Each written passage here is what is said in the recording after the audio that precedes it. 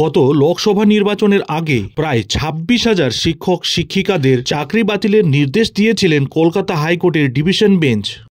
বিচারপতি Debangshu বসাকের division bench নির্দেশ দিয়েছিলেন ২০১৬ এসএসসি নিয়োগের পুরো প্যানেলটিই বাতিল করা হচ্ছে।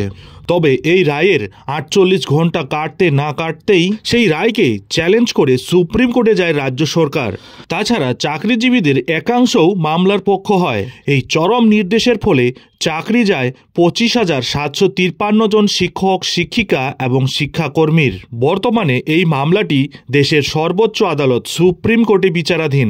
দেশের সর্বোচ্চ আদালত সুপ্রিম কোর্টের প্রধান বিচারপতি DY চন্দ্রচূড়ের এজেলাসে চলছিল এই মামলাটি। তবে কলকাতা হাইকোর্টের সেই চরম রায়ের উপর স্থগিতাদেশ দিয়েছিল DY চন্দ্রচূড়। ফলে কিছুটা হলেও স্বস্তিতে সেই চাকরিহারা শিক্ষক শিক্ষিকা এবং শিক্ষাকর্মীরা। তবে তার আমলে একাধিকবার পিছিয়েছে এই মামলাটির শুনানি। তবে তার অবসরের পর প্রধান বিচারপতির আসনে বসেছেন সঞ্জীব খান্না। আর প্রধান বিচারপতির আসনে বসেই একেবারে চরম সিদ্ধান্ত নিয়েই চলেছেন সর্বোচ্চ আদালতের প্রধান বিচারপতি।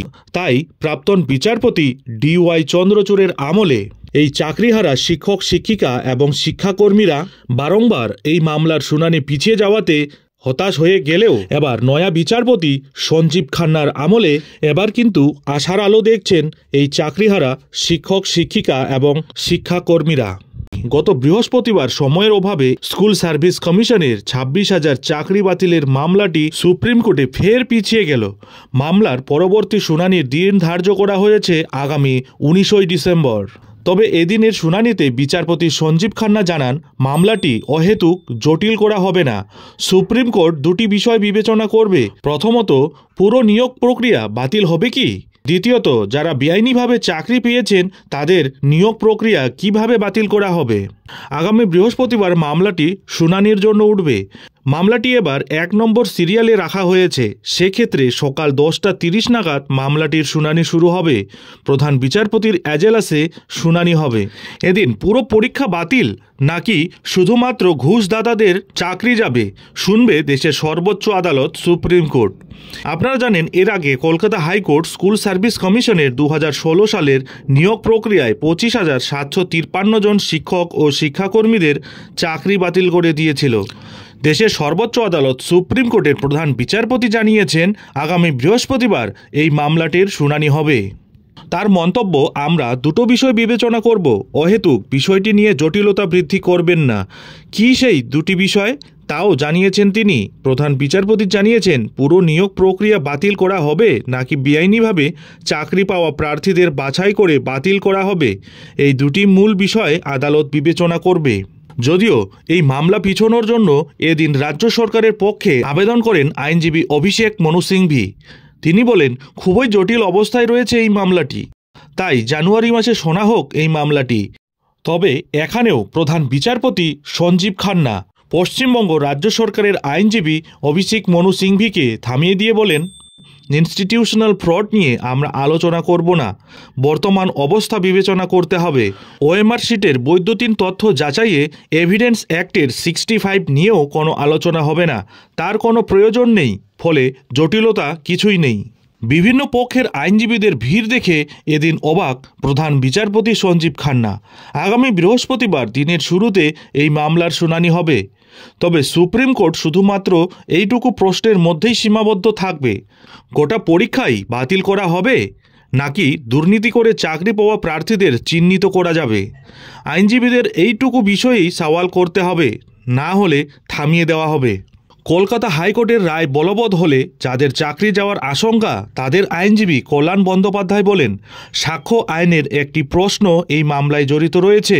তবে এদিন প্রধান বিচারপতি সঞ্জীব খান্না কলকাতা হাইকোর্টের রায় বলবৎ হলে যাদের চাকরি যাওয়ার আশঙ্কা রয়েছে তাদের আইনজীবী কল্যাণ বন্দ্যোপাধ্যায়কেও স্পষ্ট করে দেন যে এই বিষয়ে আপাতত তারা মাথা ঘামাবেন না।